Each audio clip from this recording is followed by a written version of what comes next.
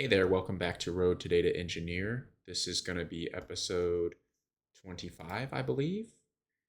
And in this episode, we're going to start learning about APIs because in the last episode we finished our web scraper. And now we want to learn about APIs so we can scrape this ADCC data, but specifically using the Wikipedia API, since I already learned a decent amount about web scraping, like web pages, HTML using Beautiful Soup, so I want to learn something different. So yeah, we're just going to jump into this article on realpython.com and just kind of like, get into it really. I'm going to study for about 30 minutes today before I go to the gym. And yeah, let's get after it. Okay, so basic knowledge, requests.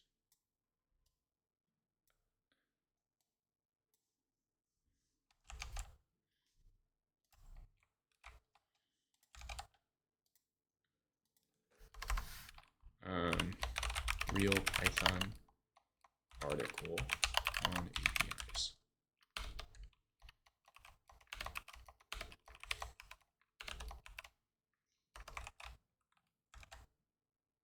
Okay, Python and APIs, a winning combo for reading public data. Knowing how to consume an API is one of those magical skills that once mastered will crack open a whole new world of possibilities, and consuming APIs using Python is a great way to learn such a skill. A lot of apps and systems that you use on a daily basis are connected to an API. From simple and mundane tasks like checking the weather in the morning to more addictive and time-consuming actions such as scrolling through your Instagram, TikTok, Twitter feed. APIs play a critical role. In this tutorial, we're going to learn what an API is, how you can consume it, some API concepts, and how Python can help you read the data that's available through public APIs. If you're a dev, knowing how to consume APIs with Python will make you much more proficient, especially when working with third-party applications. In this one, we're going to focus on how to consume APIs using Python, not how to build them. For more information about building API with Python, check out Python REST with Flask connection and SQL alchemy.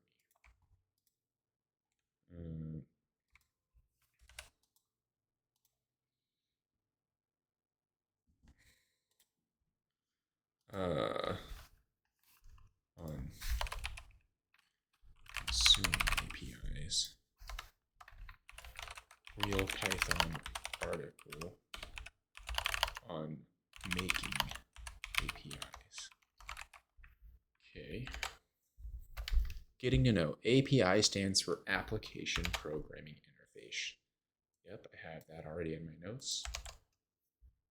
In essence, the API acts as a communication layer or interface that allows different systems to talk to each other without having to understand exactly what the others do. APIs come in many shapes and forms. They can be operating system APIs, used for actions like turning on your camera and audio when joining a call, or they can be web APIs used for web-focused actions, such as linking images on your Instagram or fetching the latest tweets. No matter the type, all APIs function mostly the same way. You usually make a request for information or data, and the API returns a response with what you requested. For example, every time you open Twitter or scroll down your Instagram feed, you're basically making a request to the API behind that app and getting a response in return. This is also known as calling an API. In this tutorial, we'll focus more on high-level APIs that communicate across networks, also called web APIs. Provide access. Just reading over my notes from when I looked at APIs a little while back.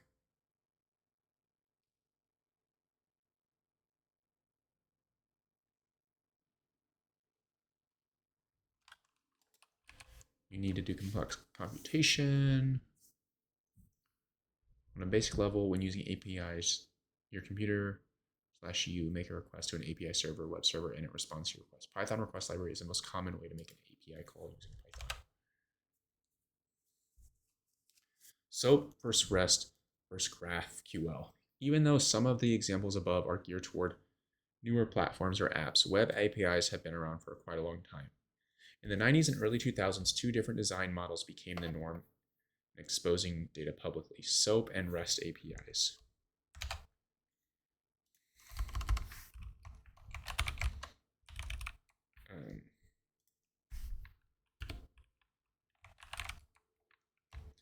API model types. SOAP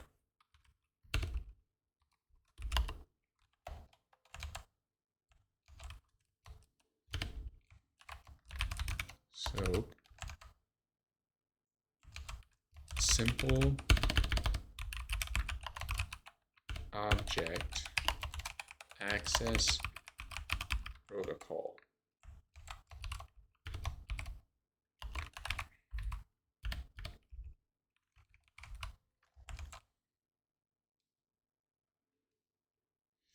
Associated with the enterprise world, has a stricter contract-based usage and is designed around actions. Associated with the enterprise world, has a stricter contract-based usage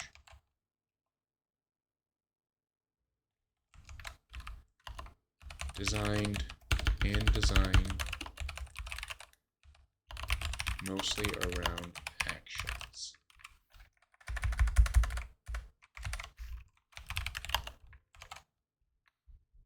REST, representational state transfer. REST, representational state transfer.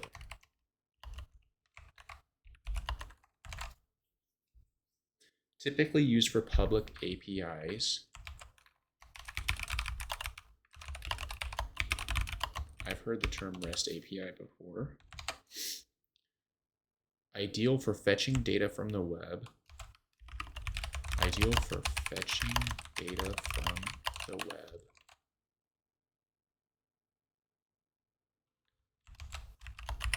Much lighter and closer to the HTTP specification than SOAP APIs. Okay. Nowadays, there's a new kid in town, GraphQL, created by Facebook. GraphQL is a very flexible query language for APIs where the client decides exactly what they want to fetch from the server instead of letting the server decide what to send. If you want to learn more about the differences between these design models, then here are a few good resources. Let's check these out.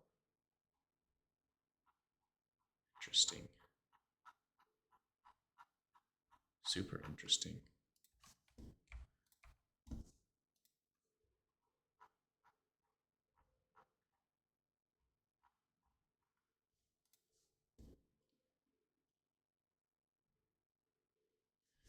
Okay, we might look through those later. GraphQL.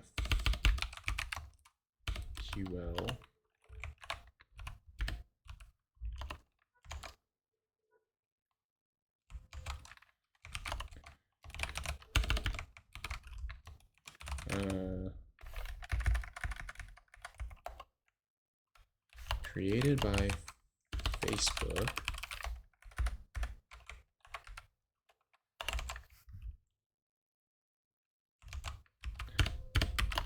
A flexible query language for APIs where the client decides exactly what they want to fetch from the server instead of letting the server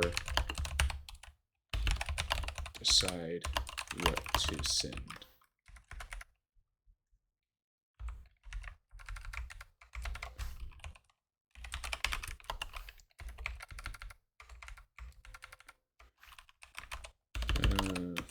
flexible query language. Okay. Even though GraphQL is on the rise and is being adopted by bigger companies like GitHub and Spotify, the truth is the majority of public APIs are still REST APIs. Therefore, for the purpose of this tutorial, you'll learn only about REST APIs and how to consume them using Python.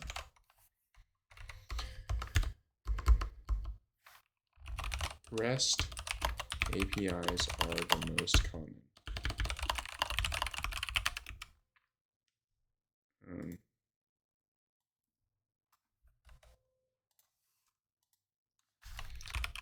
Links to learn more about API types.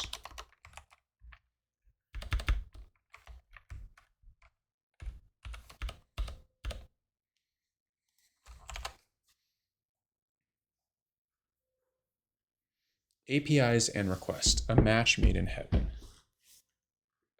When consuming APIs with Python, there's only one library you need, request.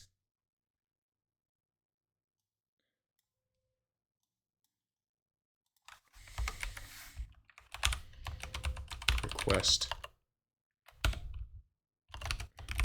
library.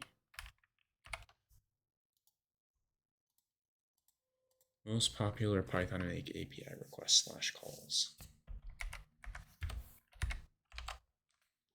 Pip install Python /m pip install requests. The example in this tutorial have been tested with Python 3.11. However, any support of Python requests should yield similar results. Okay, so let's make sure request is working.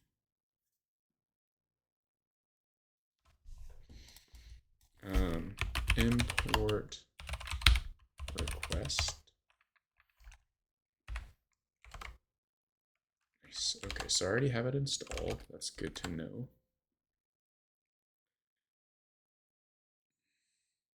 All you need to start with the random user generated API is to know which URL to call it with. For example, the URL to use is https randomuser.me/API, and this is the tiniest API call that you can make.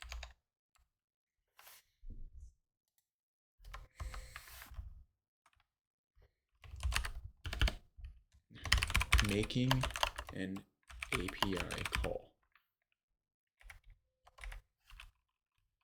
Import requests.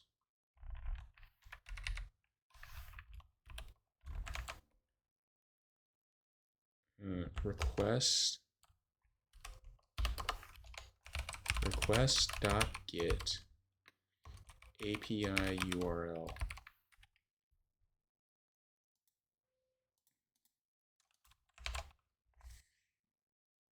Okay, let's try it out.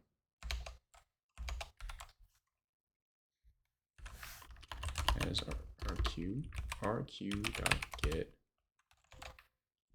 https random user.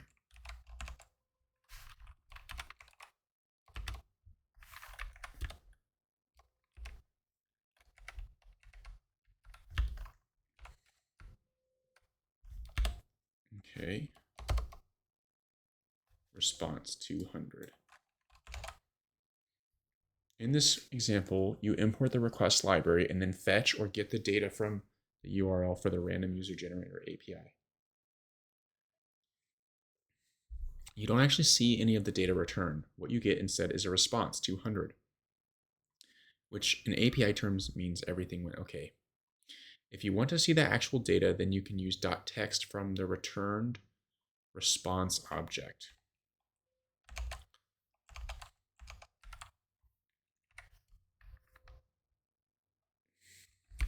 This just gives an API response, not actual data. For example, response 200.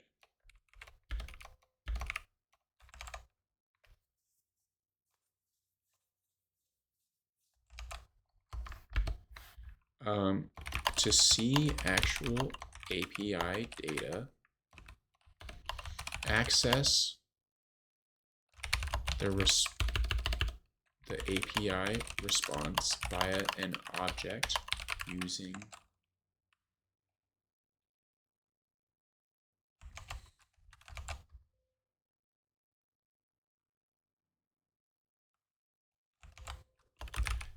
.text, i.e. response equals request .get API URL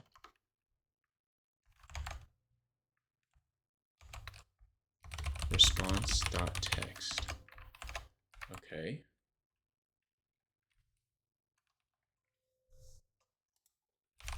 Response.text.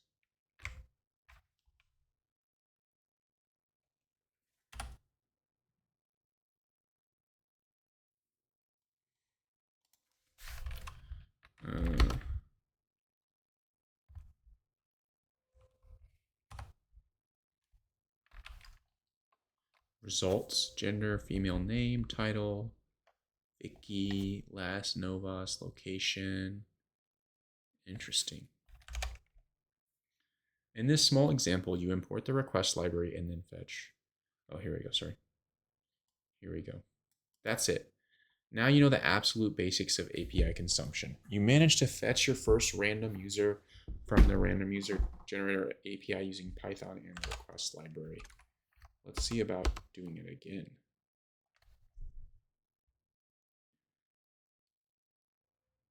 Miss Vulcan, last Sanger.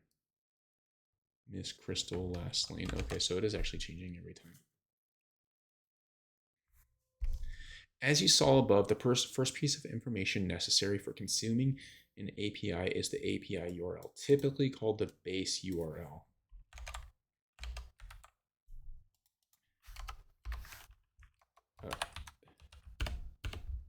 Base URL is the primary URL of an API. For example, here are some base URLs for a few well-known APIs. api.twitter.com, api.github.com, i.e.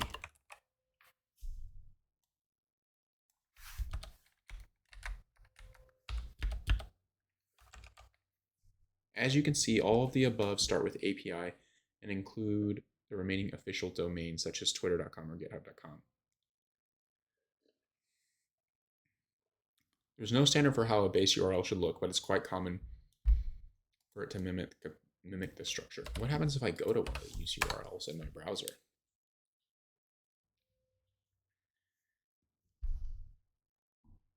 Authorizations, followers, notification, owner, repo. Interesting. I wonder if there's one for Wikipedia.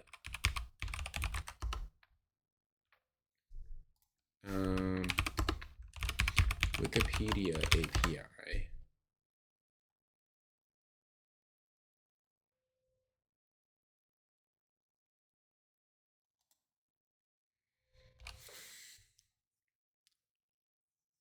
All Wikimedia.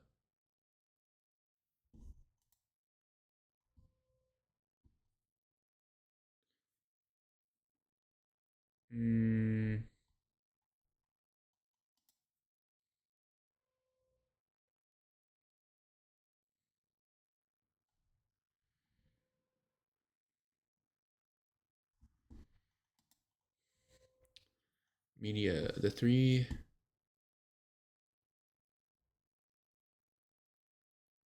Which is a web API that lets you media wiki.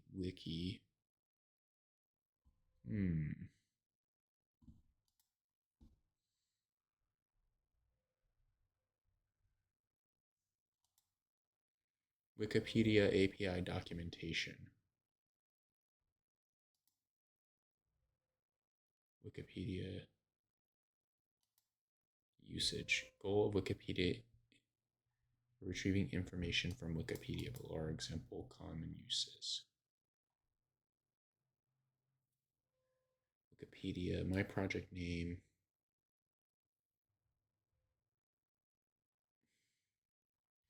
Interesting. Interesting. As you can see, all these above start with API. Okay. So let's continue. If you try opening any of the above links, then you'll notice that most of them will return an error or ask for credentials. That's because APIs require authentication steps before you can use them. You'll learn more about this a bit later in the tutorial.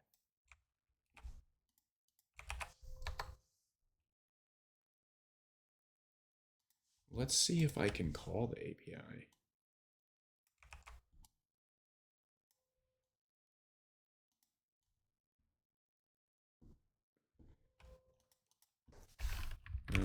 Print response.text.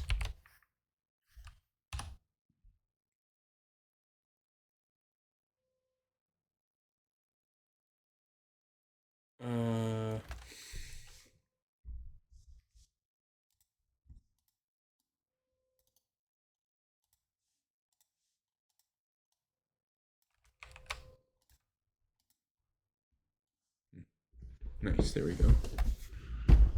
Okay. As you can see, the cat API, this API is quite fun, but also a really good example of a well-done API with great documentation. With it, you can fetch different cat breeds and some images, but if you register, you can also cast votes on your favorite cats. The cat API, cats as a service. Get cats with a few lines of code. Const. Headers equals new headers. Content type application. API demo API var request options method get headers. I think this is Java or something. Fetch. Next, using the cat API, you'll try to make a basic request to see how it may differ from the random user generator API that you tried to get. Okay, sure, we can do that.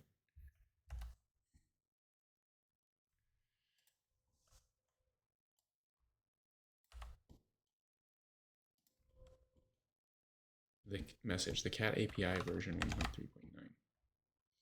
In this case, when calling the base URL, you get this generic message saying the cat API.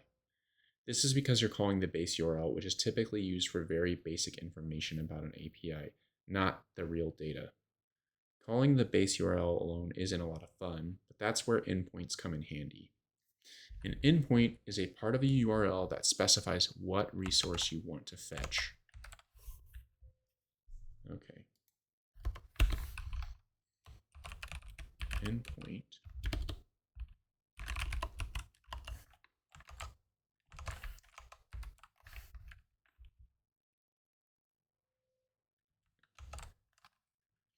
A part of a URL that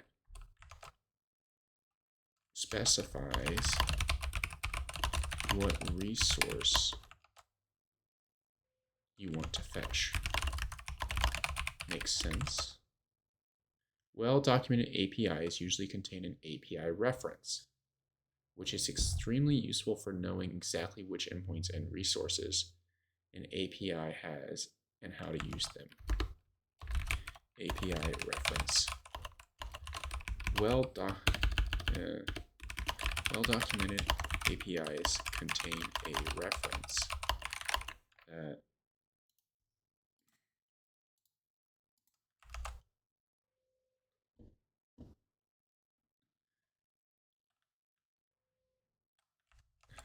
that gives guidance on which endpoints and resources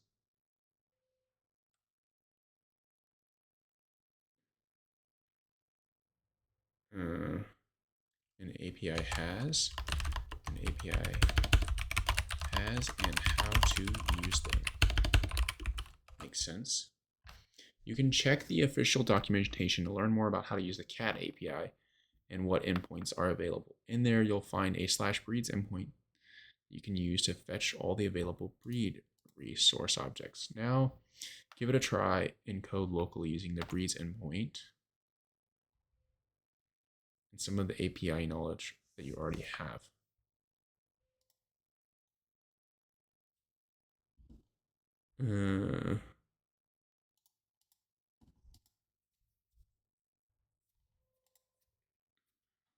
That's funny. That's mad funny.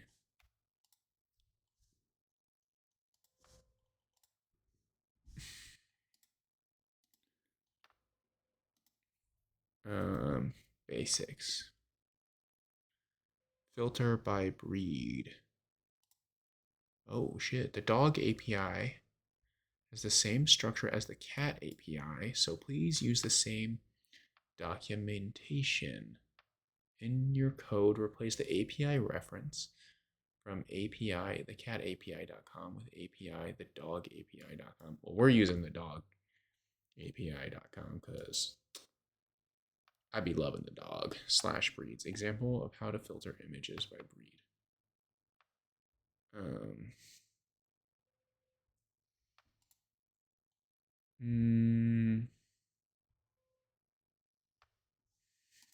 Start here.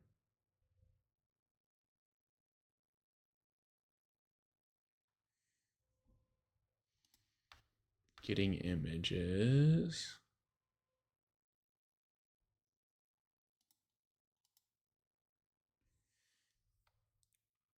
Endpoint ./breeds.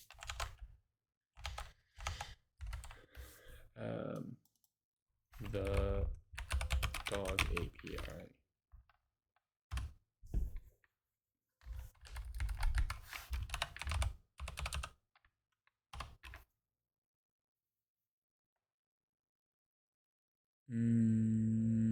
Message 404. Endpoints. Search breeds. Each breed has a 4 unique character ID. This can use to be filtered for a search. This breed ID is available by listing all the breeds via /v1/breeds.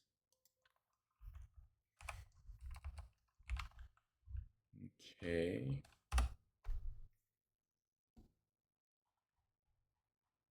Damn, that's hella breeds.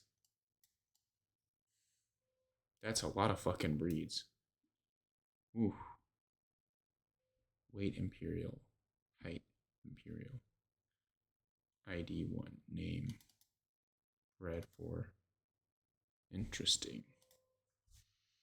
Okay. There you go. Your first breed listing using the cat API. If you're a dog person, don't fret. There's an API for you too. The same endpoint, but different base URL. I bet you're already thinking about different ways that you can use these APIs to make some cute side project, and that's the great thing about APIs. Once you start using them, there's nothing stopping you from turning a hobby or passion into a fun project. Before you move forward, one thing you need to know about endpoints is the difference between HTTP and HTTPS. Definitely want to write this down.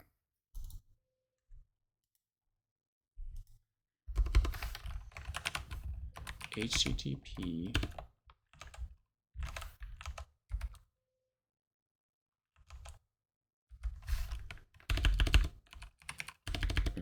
HTTP versus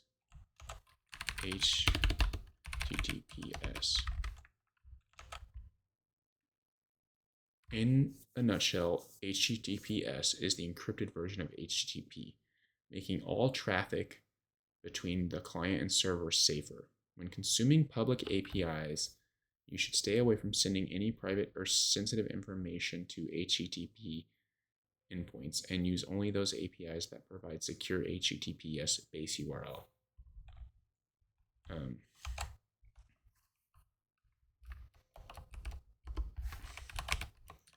Essentially, HTTPS is the encrypted version of HTTP.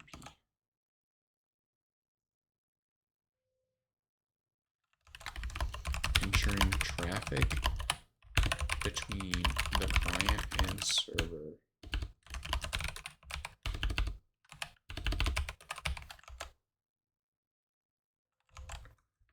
are safer.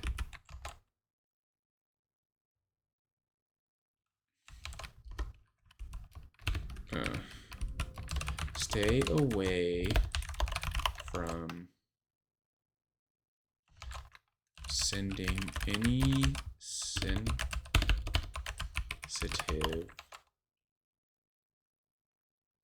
information to HTTP endpoints.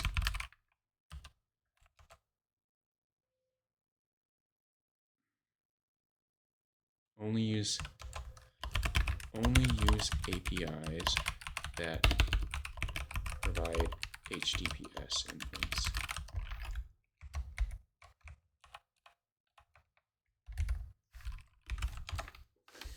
In the next section, you'll dig a bit further into the main components of an API call: request and response. As you briefly read above, all interactions between a client, in this case your Python console, and an API, are split into a request and response. Requests contain relevant data regarding your API request call, such as the base URL, the endpoint, the method used, the headers, and so on. Responses contain relevant data returned by the server, including data or content, status code, and the headers.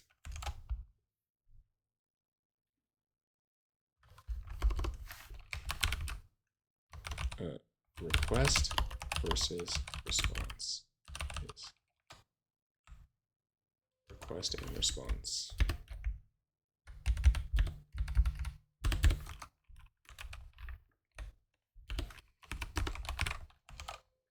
Requests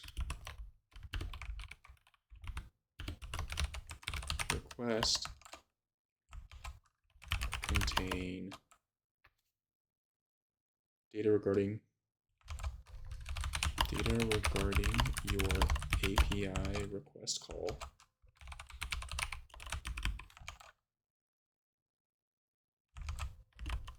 i.e. base URL, the endpoint, the method used,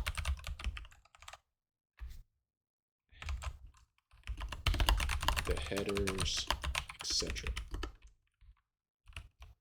Response is containing data returned by the server.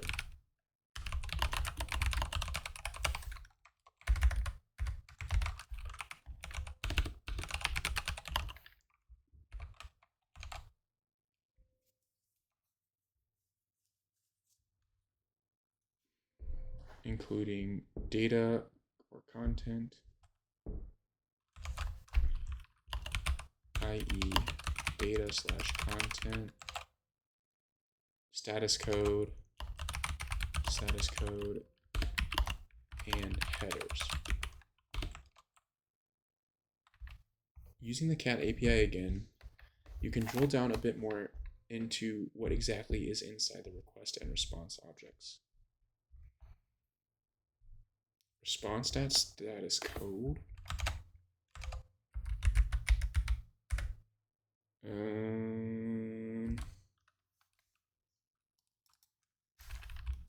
Status code.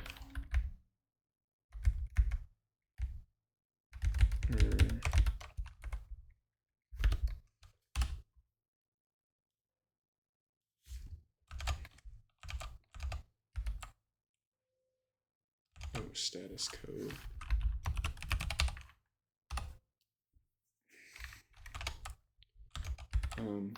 Making an API call / response object.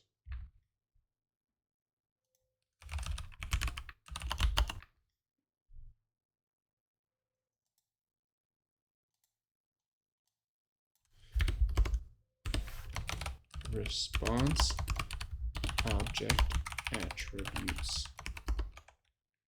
Response.text returns the text data from the API, contains response.status code, contains the status code data returned from the API.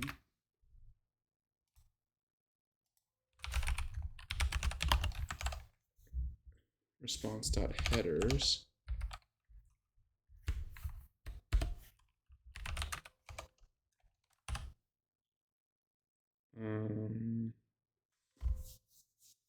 strict transport security, max 8, subdomains.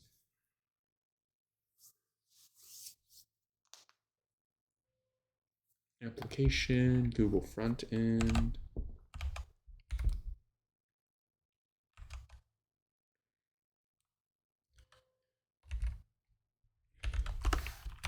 Response.headers contains the headers data returned from the API.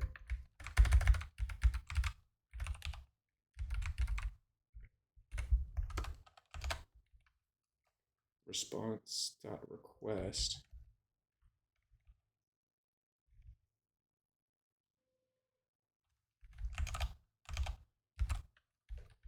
that I'm a little confused before. Confused by prepared request get.